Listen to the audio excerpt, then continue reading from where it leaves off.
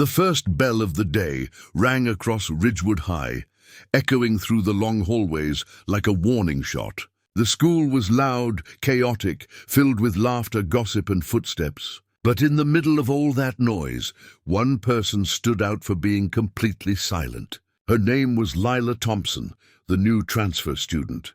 She had just moved from a small town after her father, a military officer, was deployed overseas. Lila carried herself differently. Her eyes scanned every detail. Her steps were measured, her posture straight. There was a kind of calm about her that made others uneasy, not because she seemed weak, but because she seemed unreadable. In a school ruled by loud personalities and even louder reputations, silence was strange power. The moment she walked into her first class, whispers followed. "She looks like she doesn't talk much. Bet she's one of those nerds. She's kinda pretty, though." Lila heard it all but said nothing. She simply took her seat, opened her notebook, and waited. But what she didn't know was that someone else had noticed her too. Derek Cole, the self-proclaimed king of Ridgewood. Every school has one. The loud, overconfident guy everyone fears and follows because no one wants to be his next target. Derek was tall, built like a football player, with a smirk that spelled trouble. And the moment he saw Lila, he decided she would be his new project.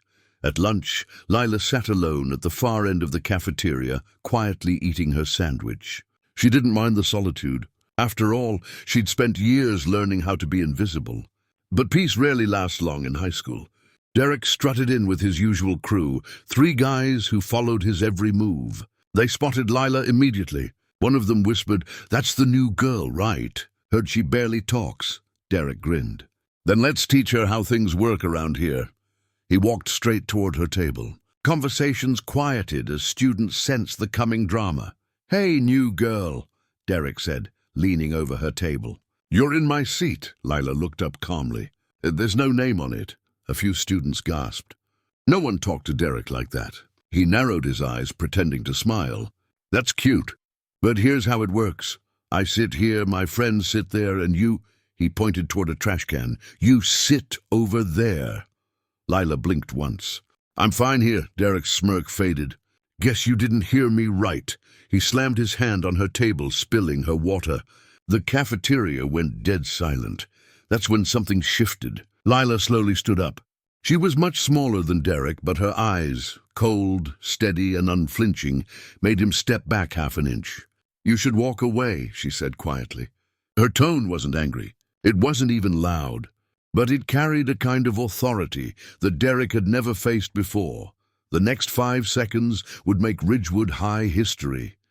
Derek, trying to impress everyone, reached out to grab her shoulder. But before his fingers could even close, Lila moved, so fast that no one actually saw what she did. In one smooth motion, she sidestepped, twisted his arm, and used his momentum to flip him flat onto the cafeteria floor. His tray flew, his friends froze, and Derek let out a stunned grunt as he hit the ground. It was over in seconds.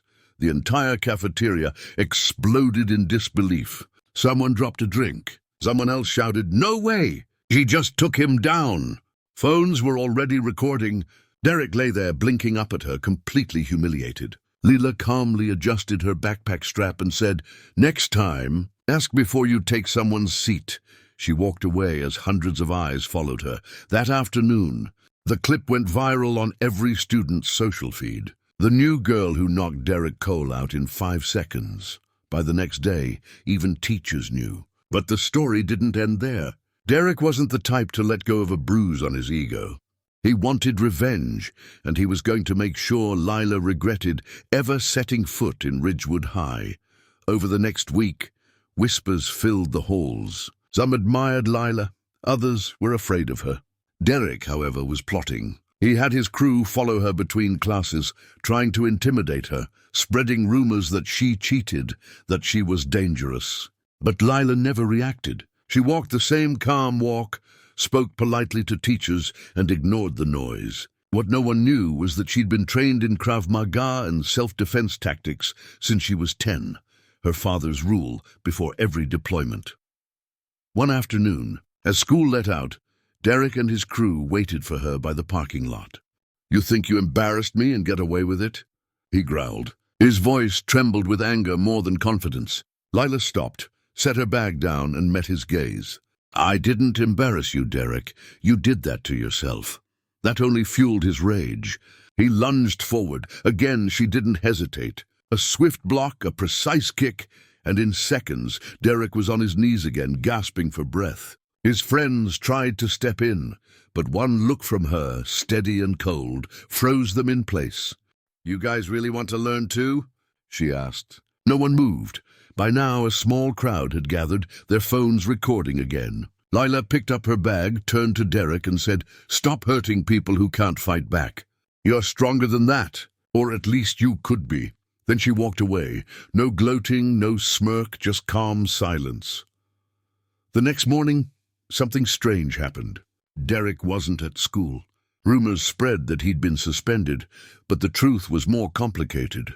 His father had seen the viral videos, and for the first time, Derek had to face the consequences of being a bully. But something unexpected happened after that. A week later, he returned different. He walked up to Lila's table in the cafeteria again, but this time he didn't shout. He just said, "Hey, thanks for not making it worse." Lila looked up, nodded once, and replied, "It's never too late to change." The rest of the students watched in disbelief as Derek extended a hand, awkward but genuine. Lila shook it. That moment marked something new in Ridgewood High. The halls felt different, quieter, safer, and more respectful. Derek's crew split up. Some even apologized to people they'd picked on before. Lila became something of a legend, not because she fought, but because she fought only when she had to, and sometimes the quietest people leave the loudest mark. If you liked this story, don't forget to subscribe to Outstanding Stories for more powerful tales like this one. And tell us in the comments, where are you watching from? We love seeing our viewers from all over the world.